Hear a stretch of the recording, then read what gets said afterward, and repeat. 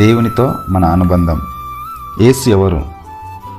యెషయా ప్రవక్త చెప్పినట్టుగా యెషయా గ్రంథం 9వ అధ్యాయం 6వ వచనం, ఏలయనగా మనకు శిశువు పుట్టెను, మనకు కుమారుడు అనుగ్రహింపబడెను, ఆయన భుజముల మీద రాజ్యభారముండును, ఆశ్చర్యకరుడు, ఆలోచనకర్త, బలవంతుడైన దేవుడు, నిత్యుడగు తండ్రి, సమాధానకర్తయగు అధిపతి అని అతనికి పేరు పెట్టబడును. పుట్టబోయే శిశువు ఇలా ఉంటాడని యెషయా ప్రవక్త ద్వారా ప్రవచనం చెప్పాడు.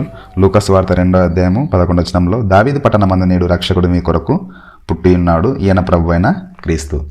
ప్రభు అయిన క్రీస్తు. క్రీస్తు అనగా అభిషక్తుడు, యేసు అనగా రక్షకుడు.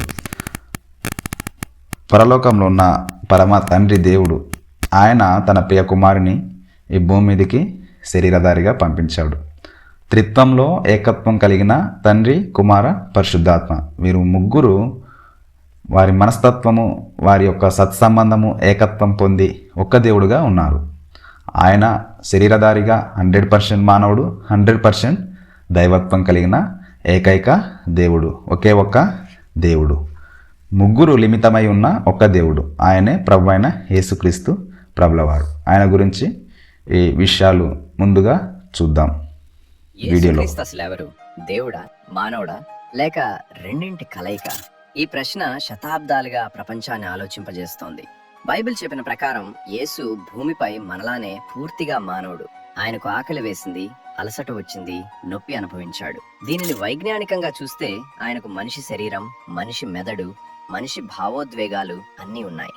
కానీ అదే సమయంలో సాధారణ మానవుడికి అసాధ్యమైన క్రియలు ఆయన చేతిలో జరిగాయి. ఉదాహరణకు, గ్రుడ్డివాడు చూపు పొందడం, తుఫాన్ ఆగిపోవడం, చనిపోయిన వారు బ్రతకడం, ఇవన్నీ బైబిల్లో చెప్పబడిన దైవశక్తి ఉదాహరణలు.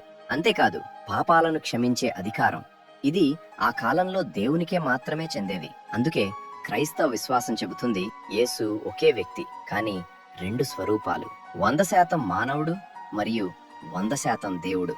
ఈ రహస్యమైన ఐక్యతను హైపోస్టాటిక్ యూనియన్ అంటారు.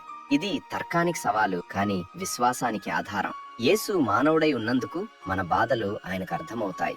యేసు దేవుడై ఉన్నందుకు మన జీవితాలను మార్చే శక్తి ఆయనకుంది. ఇవి కథ మాత్రమే కాదు, మనిషి మరియు దేవుని మధ్యనున్న అద్భుతమైన బ్రిడ్జ్.